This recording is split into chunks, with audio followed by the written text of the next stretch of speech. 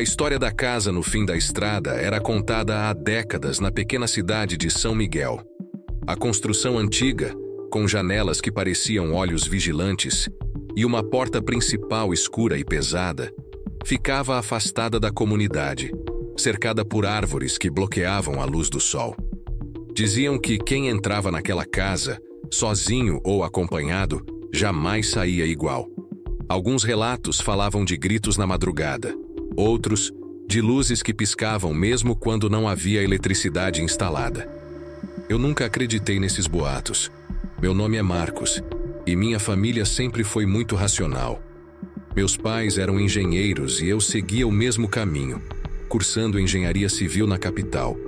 Quando voltei à cidade para cuidar de assuntos familiares após a morte da minha avó, a casa entrou novamente em pauta.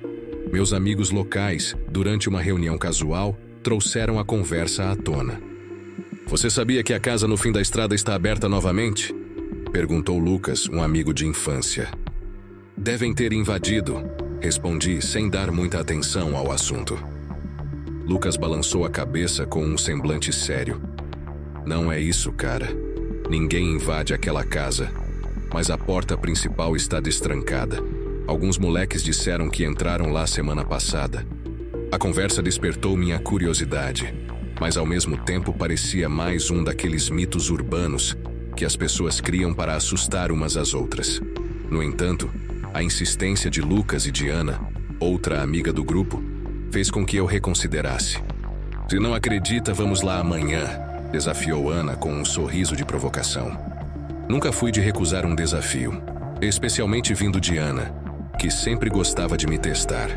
Concordei, mas fiz questão de levar lanternas e alguns equipamentos básicos, caso precisássemos. Na noite seguinte, estacionamos meu carro na entrada da estrada de terra que levava à casa.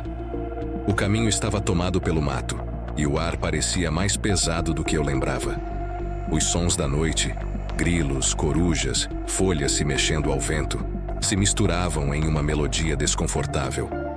Quando a casa surgiu em nossa visão, percebi que a descrição das pessoas não fazia justiça ao quão intimidante ela realmente era. As paredes estavam encardidas pelo tempo e partes do telhado pareciam prestes a desabar. Mas o que mais chamava a atenção era a porta principal entreaberta, como se nos convidasse a entrar. "Eu te disse, está aberta", sussurrou Ana, segurando meu braço. "Tudo bem, vamos acabar com isso logo", respondi, tentando manter a calma. Dentro da casa, o cheiro de mofo e madeira podre era insuportável. O piso rangia sob nossos pés, e as lanternas revelavam móveis antigos cobertos por lençóis empoeirados. Parecia que ninguém havia pisado ali há décadas. Lucas foi o primeiro a se aventurar mais fundo, explorando os cômodos. "O que será que tem no porão?" ele perguntou, apontando para uma porta no canto da sala. O porão. Claro que tinha que haver um porão.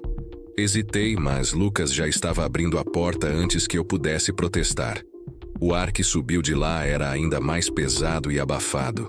Descemos os degraus com cuidado, tentando evitar os degraus que pareciam mais frágeis. No fundo, o porão era pequeno e tinha uma mesa no centro, com alguns objetos em cima. Velas apagadas, um caderno empoeirado e uma faca enferrujada. Lucas pegou o caderno e começou a folheá-lo. As páginas estavam cheias de símbolos e anotações estranhas, que pareciam ter sido feitas em diferentes épocas, com tintas de cores variadas. "Isso é algum tipo de diário?" perguntou Ana, inclinando-se para olhar mais de perto.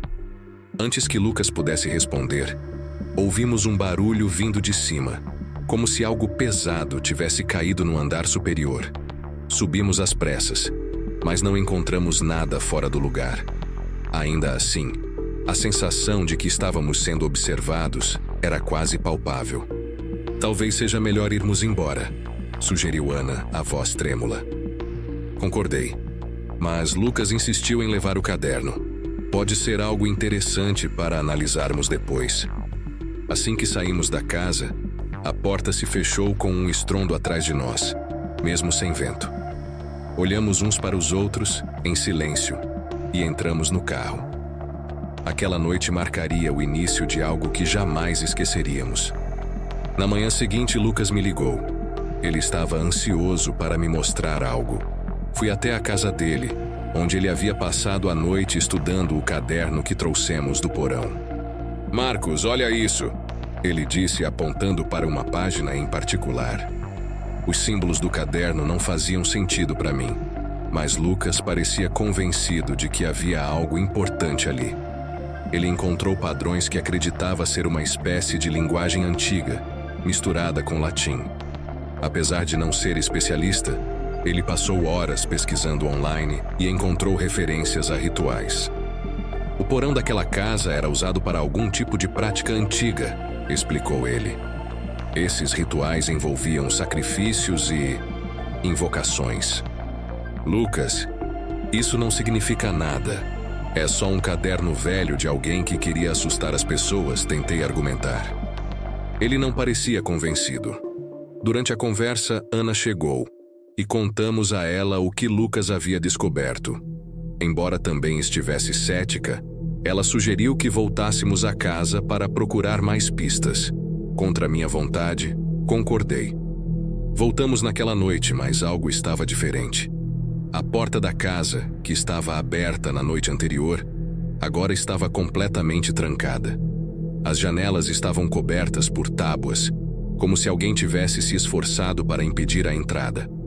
"Isso não estava assim ontem", sussurrou Ana. Enquanto estávamos na frente da casa, ouvimos um som vindo de dentro. Um som baixo, quase como um sussurro, mas indecifrável.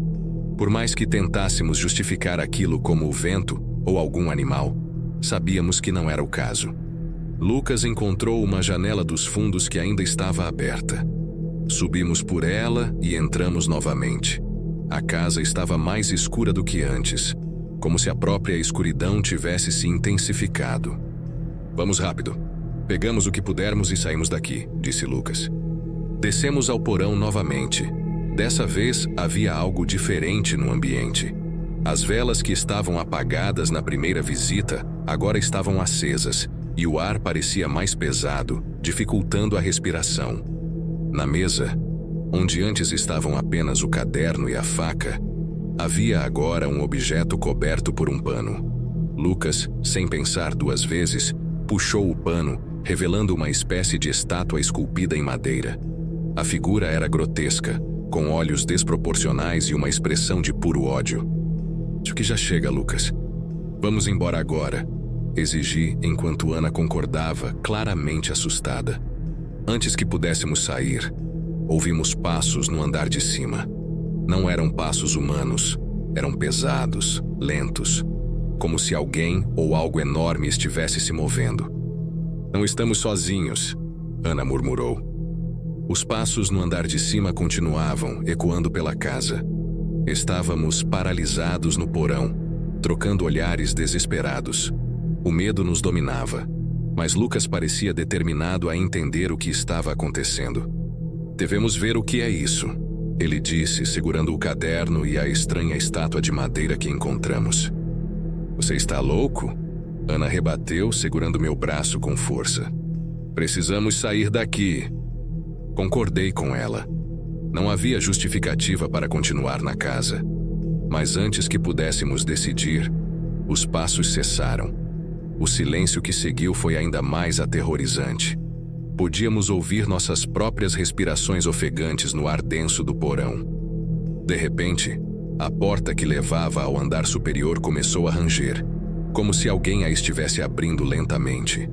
A luz fraca das velas iluminava a escada, mas ninguém apareceu. Então, um som estranho tomou conta do ambiente, um estalo contínuo, como madeira se partindo, vindo diretamente acima de nós. "Vamos sair daqui, agora", sussurrei, puxando Ana em direção às escadas. Lucas hesitou, mas acabou nos seguindo. Quando subimos, tudo parecia diferente. A sala principal da casa, que antes estava empoeirada e vazia, agora tinha móveis virados e marcas profundas nas paredes, como se algo tivesse arranhado a madeira com garras enormes. "Isso não estava assim antes", murmurei. Lucas insistiu em olhar ao redor. Ele caminhou até uma das janelas e afastou as tábuas que cobriam o vidro. Do lado de fora, a noite parecia mais escura do que o normal, como se a própria escuridão estivesse se fechando ao nosso redor. De repente ouvimos um som vindo da cozinha, um som úmido como algo sendo arrastado pelo chão. O medo me paralisou, mas Ana me puxou pela camisa. Por favor, Marcos, vamos sair daqui agora. Lucas, deixe isso para trás, implorei. Ele ainda segurava a estátua de madeira e o caderno, como se fossem a chave para algum enigma que ele precisava resolver. Mas Lucas não respondeu. Ele estava olhando fixamente para a porta da cozinha, os olhos arregalados. Tem alguém ali? Sussurrou. A porta da cozinha estava entreaberta, e por um momento, pensei ver um movimento rápido do outro lado. Algo grande. Lucas deu um passo à frente, mas antes que pudesse chegar mais perto, um som ensurdecedor tomou conta da casa, como se todas as janelas e portas tivessem sido fechadas com um golpe só. A luz das lanternas começou a falhar, piscando freneticamente. A sensação de claustrofobia tomou conta de nós. Era como se a casa estivesse viva, respirando ao nosso redor. Corram! Gritei, puxando Ana em direção à porta principal.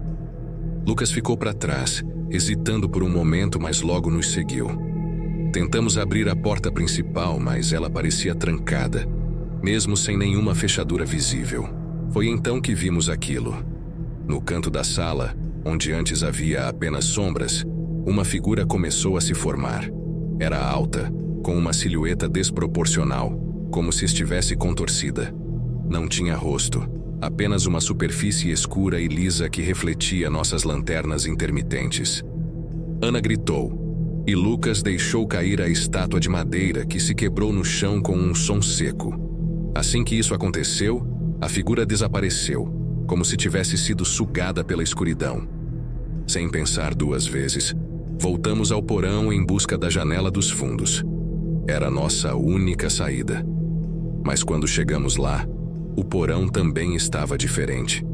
As paredes estavam cobertas pelos mesmos símbolos do caderno, e as velas agora estavam apagadas, deixando o lugar em completa escuridão. Não podemos ficar aqui, gritei tentando abrir a janela. Ela estava trancada por fora, mas Lucas, com toda a força que tinha, conseguiu empurrá-la até que cedesse. Um a um saímos pela janela e corremos em direção ao carro. O som de passos voltou a nos perseguir, mas agora vinha de fora da casa. Parecia que algo ou alguém estava nos seguindo pela escuridão. Entramos no carro e aceleramos pela estrada de terra. Olhei pelo retrovisor e, por um breve momento, vi a casa iluminada por uma luz fraca, como se algo estivesse saindo dela. Quando chegamos à cidade, não trocamos uma palavra sequer. Devolvemos o caderno e a estátua quebrada à delegacia local, inventando uma história sobre termos encontrado aquilo abandonado. Lucas nunca mais mencionou o que viu na cozinha, e Ana se mudou para longe da cidade algumas semanas depois. Quanto a mim, nunca mais voltei àquela casa. Mas às vezes, quando estou sozinho à noite, sinto aquela mesma presença, como se algo estivesse me observando, esperando o momento certo para agir. E no fundo eu sei que deixamos algo para trás naquela casa, algo que jamais deveria ter sido perturbado.